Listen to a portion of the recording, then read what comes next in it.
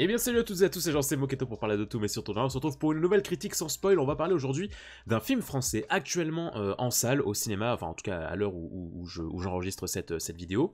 Donc Nous les Leroy, qui est le tout premier film de Florent Bernard. On va en reparler de Florent Bernard juste après, parce que j'ai quelques petites anecdotes à vous partager sur lui, et donc qui seront en rapport avec cette critique. Mais alors, on va d'abord parler de l'histoire, donc on va suivre l'histoire de la famille Leroy, dont la mère de famille, Sandrine Leroy, donc jouée par Charlotte Gainsbourg, annonce à son mari, Christophe, incarné par José Garcia, qu'elle compte divorcer.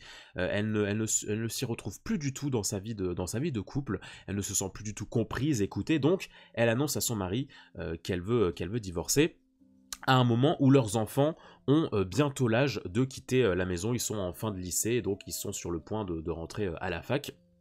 Mais donc, le mari Christophe, dans une opération de dernière chance, il veut absolument sauver son mariage, il veut absolument faire en sorte que sa femme revienne sur sa décision.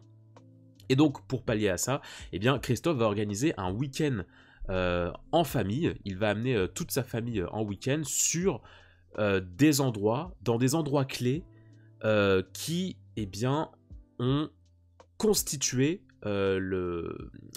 l'histoire de sa famille.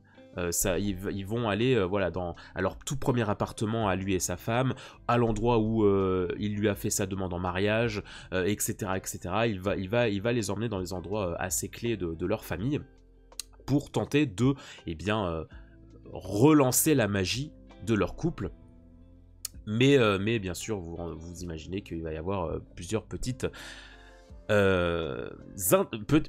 péripéties durant ce voyage. Et alors, j'avoue avoir été agréablement surpris par ce film. Déjà, pour en revenir au réalisateur Florent Bernard, c'est un artiste, c'est un scénariste, un auteur, on va dire plutôt, que je suis depuis pas mal de temps maintenant. Puisque il avait notamment, enfin, il a commencé à se faire connaître pour plusieurs vidéos sur internet, donc via Golden Moustache à l'époque et le Studio Bagel. Il a écrit beaucoup de sketchs pour ses chaînes YouTube.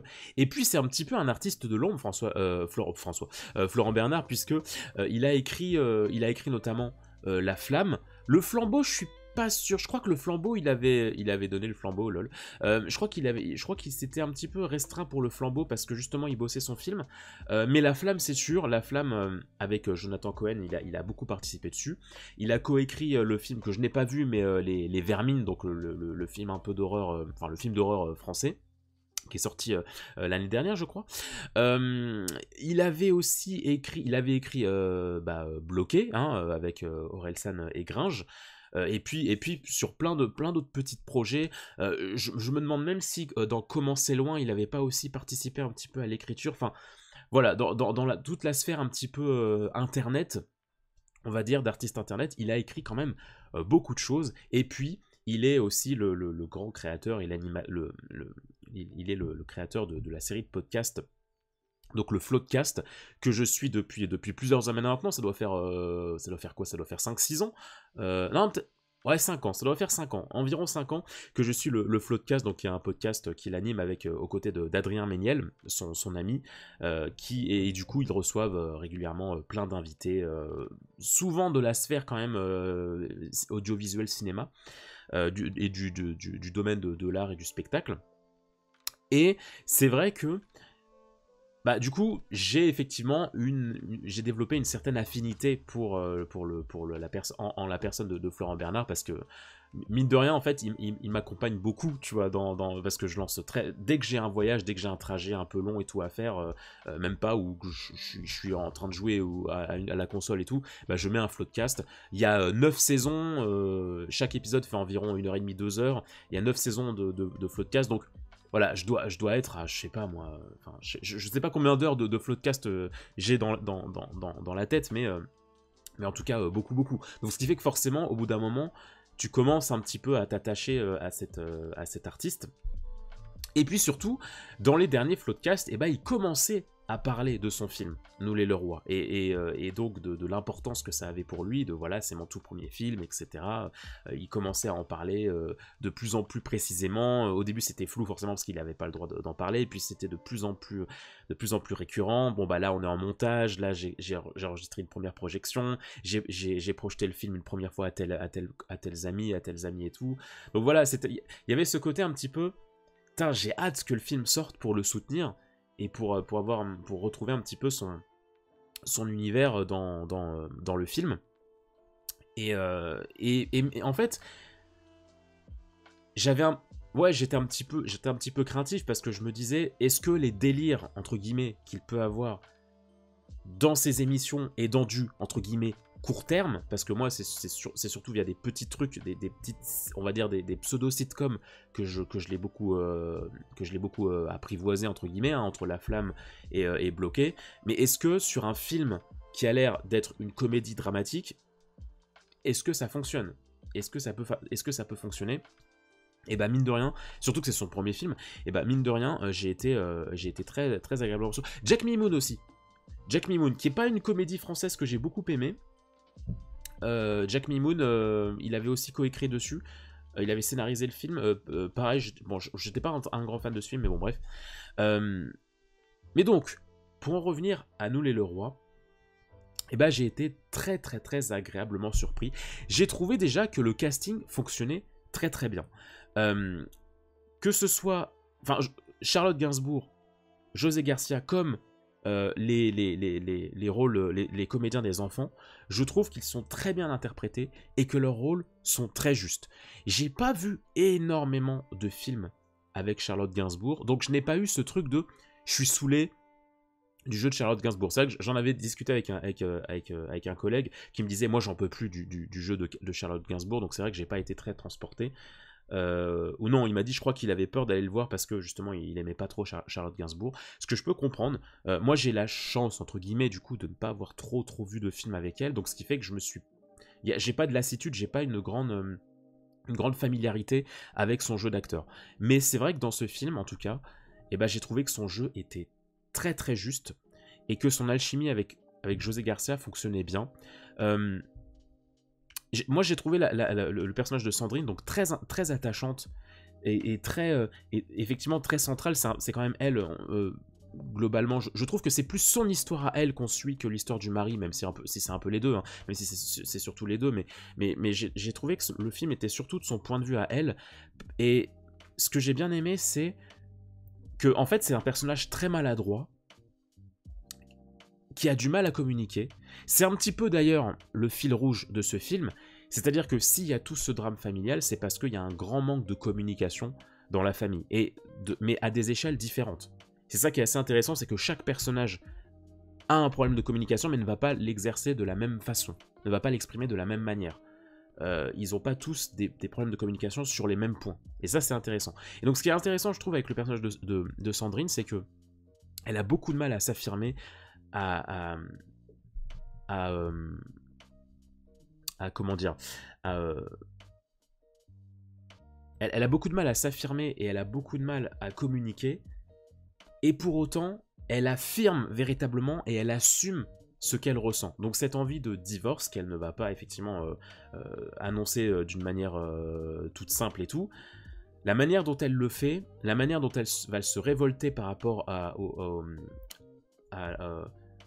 ce que lui oppose son mari, ça va être très intéressant parce que au final, moi j'ai bien aimé la nuance de, elle a l'air d'être une femme assez fragile. Quand on démarre le film avec une grande fragilité parce que elle sait plus trop où elle en est, et en même temps, elle a quand même une sacrée force de mère de famille. Elle s'oppose vraiment à tout ce que son mari peut lui dire de rabaissant. Elle pense véritablement à sa famille, à ses enfants. Il y a plein de scènes très très poignantes qu'elle a avec ses enfants. Il y a une scène notamment, c'est une critique sans spoiler donc je vais pas préciser, mais il y a une scène notamment qu'elle partage avec sa fille à un moment dans le film que j'ai trouvé tellement juste, tellement bien écrite. Et donc ouais, j'ai trouvé que ça fonctionnait bien. Donc ouais, très touché par le personnage de Sandrine. J'ai beaucoup aimé aussi le personnage joué par José Garcia parce que pendant une grande partie du film, il est un petit peu détestable. Et quand je dis un petit peu, c'est limite un pléonasme. Mais en fait, ce que j'aime bien dans le personnage de Christophe, c'est que il a beaucoup de répliques qui font de lui quelqu'un de détestable, mais on ne le déteste pas pour autant. Tout simplement parce que le film nous décrit suffisamment bien et nous développe suffisamment bien son personnage pour qu'on comprenne et qu'on ait de l'empathie pour sa situation. Alors que c'était pas gagné. Moi vraiment, les premières... la première demi-heure du film, j'étais là en mode putain, mais non, mais c'est fou. Enfin, il est dans le déni, il écoute pas sa femme. Tu m'étonnes qu'elle veuille divorcer vu tout ce qu'il lui balance dans la gueule. Enfin, vraiment, le début, j'étais là en mode waouh, c'est hard ce qu'il lui dit, etc. Le comportement qu'il a envers sa famille. Et en fait, tu te rends compte qu'en fait, le film t'apporte suffisamment d'éléments pour te faire comprendre que c'est juste un homme perdu. C'est comme un enfant qui est perdu et qui du coup s'exprime par la colère. Mais vraiment, vers quoi t'emmène le film à la fin, et je trouve que c'était quand même sacrément intelligent. Et du coup, je ne peux que féliciter malgré tout ce personnage. Et je comprends en fait pourquoi il était autant exécrable au début. Et pareil pour les enfants. Moi j'avais peur en fait que le côté road trip, on va renouer les liens de la famille, etc. Moi j'avais peur que ça nous amène à des choses assez clichés, à du déjà vu, à des situations, à des péripéties, à du développement qu'on a vu et revu dans des situations comme ça. Et au final, non, à commencer par les enfants, où moi j'étais persuadé un petit peu que les enfants auraient un rôle très secondaire et seraient assez clichés, et qu'on aurait une sorte de stéréotype de la jeunesse de maintenant. Et au final, je ne trouve que pas du tout. Je trouve que les enfants... alors j'ai oublié leur nom dans l'intrigue, je suis désolé. Ça fait 2 semaines que j'ai vu le film, donc excusez-moi. J'ai trouvé que les enfants étaient très très bien écrits aussi.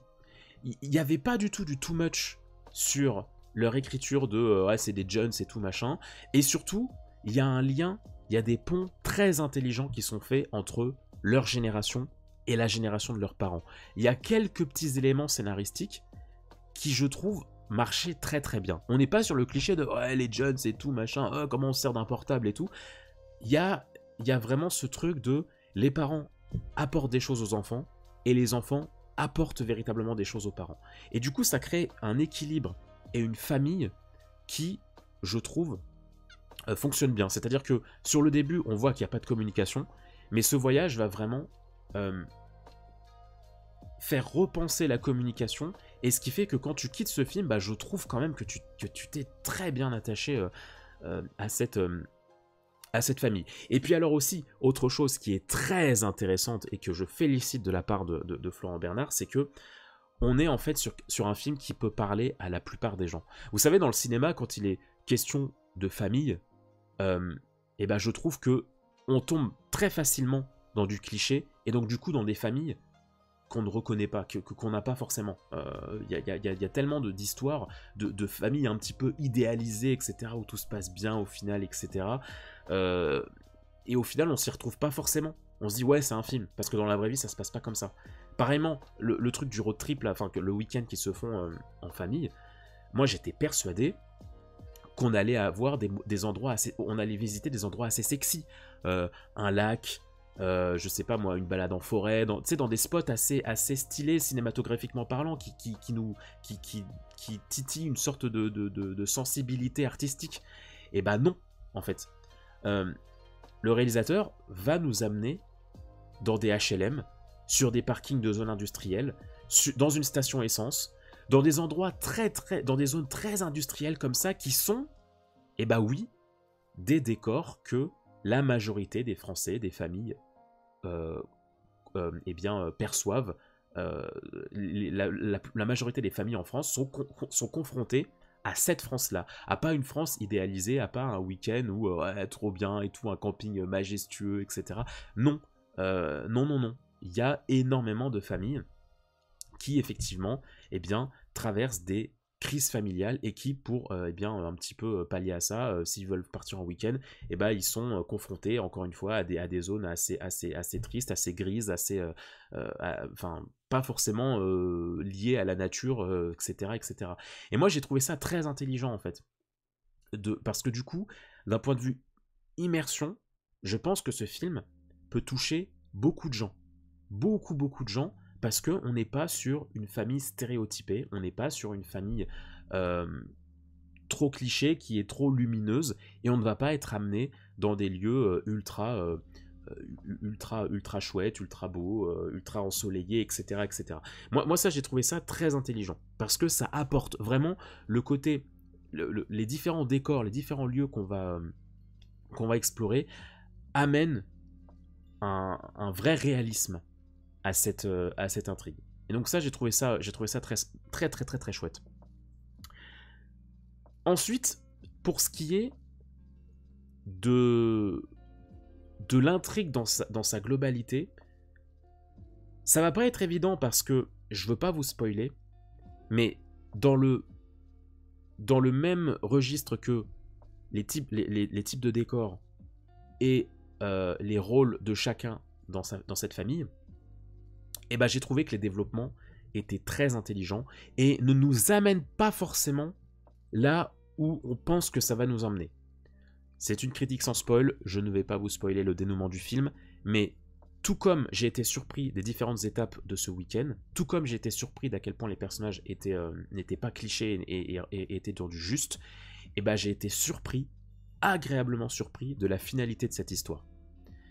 Ça ne m'a pas amené là où je pensais que ça allait m'amener, et du coup ça amène, il y a une sorte de nuance dans le dernier quart d'heure du film qui est vraiment le bienvenu et qui nous amène une sorte d'amertume qui pas trop douloureuse, mais on se dit bah ça c'est une finalité réaliste. La finalité de ils furent heureux et eurent beaucoup d'enfants, etc.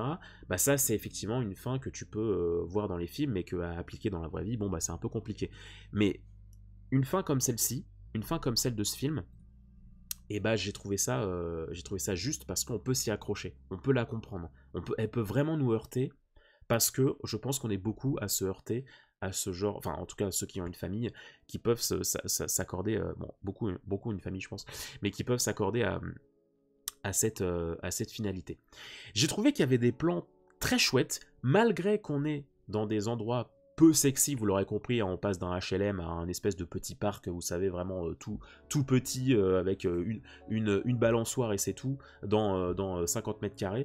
Malgré que ce soit pas des endroits sexy, il y a quand même plusieurs plans et plusieurs traitements de l'image et de la couleur que j'ai trouvé assez appréciable. Il y a des plans qui sont assez intelligents, tu sens qu'il a pas fait n'importe quoi, qu'il a pas voulu faire dans du trop classique, dans du champ contre champ. Il y a des choses qui sont assez notables, je trouve. Et puis pour finir, parce qu'il y a quand même un petit peu de négatif, alors on va rester dans le... En fait, pour moi, c'est une comédie dramatique. Parce que le thème, le sujet sous-jacent est quand même pas très fun. C'est quand même une famille qui est en train de se décomposer, et il est question de ça quand même tout le long du film. Mais il y a aussi de la comédie. Et je dois bien admettre que... alors, je trouve que la balance entre comédie et drame est assez bien gérée. C'est-à-dire que les côtés comédie ne vont pas écraser le côté dramatique. Il y a un équilibre qui, je trouve, est très bien dosé, et ça, je pense que c'est très très dur à faire, de ne pas tomber trop dans le drame, trop dans la comédie, de faire un bon mélange entre les deux, une belle balance, un bon équilibre entre les deux. Je pense que c'est très très difficile à faire. Je pense sincèrement. J'ai pas trouvé les blagues exceptionnelles, mais franchement ça va, tu vois. Genre honnêtement, c'est pas la comédie française vraiment lourde, vraiment lourdingue, etc. On a vu largement pire. Il y a quand même vraiment pas mal de vannes qui fonctionnent. C'est pas les meilleures vannes que j'ai entendues, mais je trouve qu'il y en a quand même beaucoup qui fonctionnent. Là, ce qui m'a un petit peu gêné sur le côté comédie, c'est que ça se voit que c'est un film de copinage. Et je félicite Florent Bernard, enfin, quand t'as l'occasion de faire ça, ça doit être exceptionnel, hein, je ne lui tire pas la pierre. Mais tu le sens, en fait. Après, moi aussi, il y a ce côté, je connais beaucoup les délires de Florent Bernard. Donc, ce qui fait que il y a beaucoup de comédiens qui sont des guests, des amis en fait. Tu vois qu'il y a beaucoup de comédiens, il y a beaucoup de rôles secondaires qui sont des amis à Florent Bernard, et ce qui fait que tu sens que Florent Bernard, il a voulu les mettre beaucoup en avant. Typiquement le personnage de Jérôme Niel, Simon Astier, Baptiste Le Caplin, voilà, tout ça c'est des grands potes à Florent Bernard, et tu sens que il a voulu les mettre vraiment en avant, et pas juste pour un petit caméo de 5 secondes. Mais donc ce qui fait que, malheureusement, le point négatif à ça, c'est qu'il y a certaines vannes qui durent un petit peu trop longtemps. Il y a certaines situations où je me suis dit, bon, là, ça aurait peut-être nécessité un cut de 10 secondes. Pareillement, Adrien Méniel, j'aime beaucoup son personnage enfin, le grand ami de Florent Bernard, j'ai bien aimé son rôle dans le film, mais pareillement, j'ai trouvé que ça en faisait un petit peu trop, mais parce que, voilà, c'est un ami et tout, et je pense qu'il a voulu vraiment les mettre en avant. Donc voilà, tout ça pour dire que je trouve que les blagues fonctionnent bien, mais il y en a quelques-unes qui sont un peu trop longues. Parce que je pense qu'il a voulu mettre beaucoup à l'écran certaines personnes. Et ça, c'est dommage. Je trouve que c'est un peu dommage. Par contre, et je pense que je terminerai là-dessus, je trouve que tous les dialogues dramatiques sont extrêmement bien écrits. Toutes les confrontations dans ce film sont extrêmement bien écrites.